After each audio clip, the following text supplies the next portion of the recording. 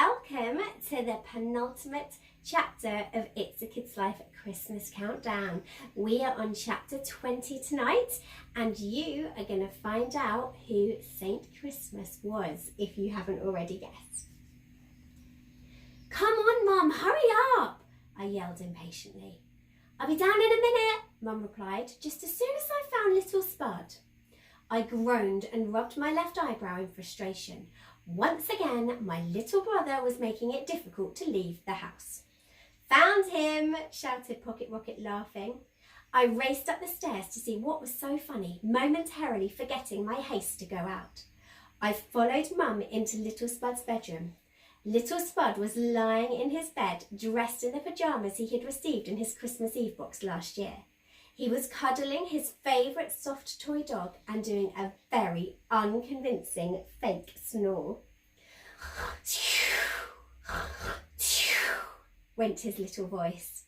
He made his lips into a big over-the-top circle as he puffed out the sound. What on earth are you doing? Exclaimed Mum. Those pyjamas don't even fit you anymore. And more to the point, I helped you get dressed an hour ago. Little Spud ignored her and carried on snoring. Oi, I said as I reached out to tickle his feet. We know you're not asleep. One of little Spud's eyes popped open as he scrunched his ticklish feet up to his body in an attempt to avoid my hand. I'm tricking Father Christmas into coming early, he whispered. That's a good idea, said Big Spud excitedly as he ran into the room. He clambered past the rest of us and jumped under the covers next to little Spud. Following his younger brother's lead, he too closed his eyes and started fake snoring. Nice try, boys, said Mum, but Father Christmas isn't silly. He won't be stepping foot in this house until the stars are glistening and there's a mince pie and a nice glass of milk at the bottom of the fireplace. I thought he liked beer, not milk, piped up Pocket Rocket. That's what Dad says anyway. Mum ignored him and pulled the duvet from my two little brothers. Come on, you two. You're just going to have to go to bed tonight like all the other children in the world and hope that Father Christmas pays you a visit whilst you really are fast asleep, dreaming of reindeer and elves. Big Spud and Little Spud sat up looking very annoyed that Mum had spoilt their plan. Okay, said Big Spud, but we're going to bed really early tonight and you can't stop us. Mum laughed. You won't have any arguments from me there, she said. Can we go now, Mum? I asked with an agitated tone. Calm down, Ben. It's 10 a.m. I don't think the shop would have sold out of newspapers yet. It was Christmas Eve, the day that the winner of the newspaper competition would be revealed. The winning article was actually being printed on the front page of today's newspaper, and no one knew who the winner was yet. If you hadn't already guessed, I was more than a little excited. You know, Ben, you mustn't be disappointed if you haven't won, said Mum in a gentle voice. There were hundreds of entries and there can only be one winner. Hopefully it's you, but if it's not, you should feel very proud of what you wrote anyway. Yes, Mum, I know. It's not all about the winning, but the taking part, blah-de-blah-de-blah, I said irritably. With all of my brothers finally out of the house, we all jumped into the car and drove to the shop round the corner. Little Spud was still in his pyjamas after refusing to take them off. Mum had bundled an old coat about 2 sizes too big for him over the top so that no one would notice. You know, we really should have walked, said Mum. This is incredibly lazy of us. That would take 5 minutes longer though, I said dramatically. All of the newspapers would definitely be sold out if we left it another 5 minutes. Every kid in Guildford is going to be dragging their parents out to buy a copy to see who the winner is. After what felt like 10 minutes, but was actually more like 10 seconds later, Mum pulled up into a space outside the shop. I opened my car door and jumped out before she'd even had a chance to turn the engine off. Wait for us, Mum shouted behind me. Despite her relaxed, it's the taking part that matters speech, I knew that she was almost as keen as me to see if I had won the competition. I saw the newspaper stand ahead of me and scanned the rows, looking for the Guildford Echo. Mum was right. There was still a stack of at least 10 there. I grabbed the one on top and stared in disbelief at the front page as Mum and my brothers caught up with me. The headline was unmistakable. Pretty average father figure makes pretty fantastic Father Christmas. I looked at Mum as a smile broke across both our faces. It was the headline for my article. I had won. And here's the article.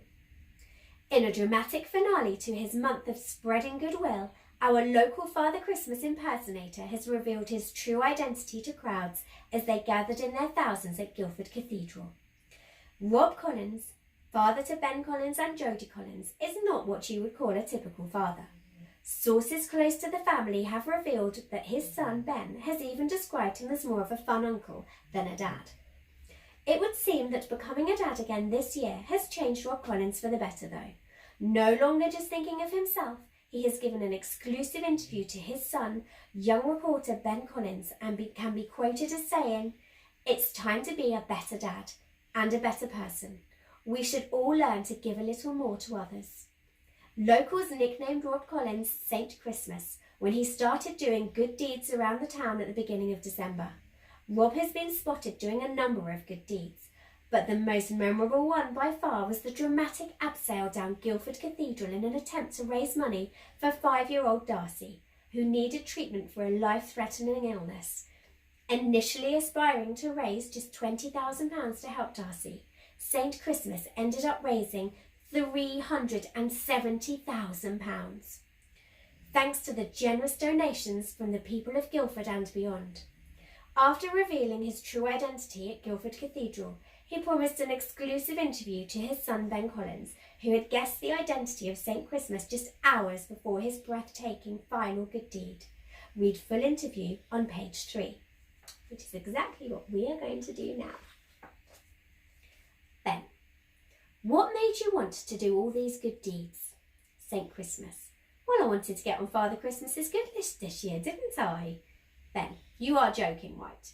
Saint Christmas. Ho, ho, ho, of course I am. I did it to spread happiness, I guess. I'm happy and I wanted to make others happy too. Ben, why did you keep your identity a secret? Saint Christmas. I always wanted to be a superhero, but I can't fly and I can't spin webs out of my fingers. So I figured this was the next best thing. Not knowing my identity added to the intrigue for everyone. Ben, did you always plan to use your newfound fame to raise money for little Darcy? Saint Christmas. Not initially, but when I realised how much word was spreading about my good deeds and I heard about Darcy, I thought it was the perfect way to help her. Ben, were you scared sitting on top of the cathedral holding onto the angel as it blew in the wind? Saint Christmas. Nah, I'm hard as nails, me. Ben, where did you learn to abseil like that? Saint Christmas. I watched a video of it on YouTube and thought it looked pretty easy, so I just winged it, really. Ben, you know that's really dangerous and stupid, don't you? Saint Christmas. I'm joking. You can't learn everything from YouTube, kids. Remember that. I ran excursions in the Sierra Nevada mountains in Spain one summer, where I helped tourists abseil down waterfalls. Ben, cool. Saint Christmas. Maybe I could take you one day. Ben, it would make a nice change from the arcade. Saint Christmas. Are you proud of me now, Ben? Ben. Oi, I'm the interviewer. I asked the questions. Saint Christmas. Sorry. Ben. What do you intend to do with your newfound fame and money? Saint Christmas. Take the extra money raised for Darcy and buy a mansion with an Olympic-sized swimming pool. Saint Christmas. Oh, Ben. You're joking again, aren't you?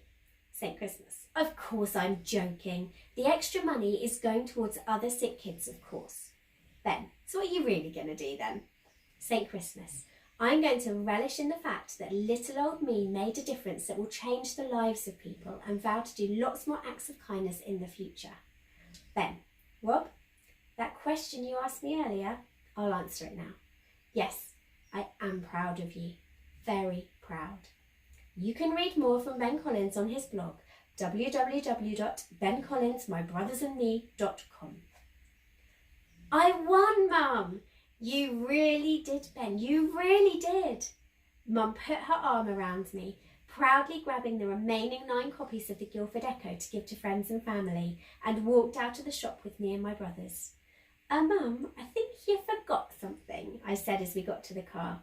Oh no, was I meant to buy milk too? She asked. I really did wonder about Mum's memory at times. You need to pay, Mum, I said, looking at her wide-eyed. Oh my word, I can't believe I forgot to do that, she exclaimed as she hurried back into the shop. There were just 3 things I needed to do today now. 1. Contact the newspaper to collect my winnings. 2. Contact the newspaper to ask if they wanted me to write a weekly column for them. For the right fee, of course. 3. Actually make a website called www.bencollinsmybrothersandme.com and put some stuff on there. It seemed like a good idea to add that at the end when I wrote it. I neglected to consider the fact that I didn't actually have a blog called this. Actually, I didn't even have a blog at all. But now that I'm the new famous journalist in town, I guess I should start one. It could be my new way to make money alongside the secret school tuck shop to help me on my way to becoming a millionaire.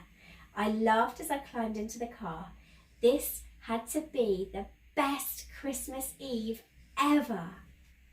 Okay, we have just 1 more chapter to go until we finish the book. So I really hope you guys have enjoyed it so far, and I look forward to seeing you tomorrow night where we will read the last chapter of the book. We will see you then.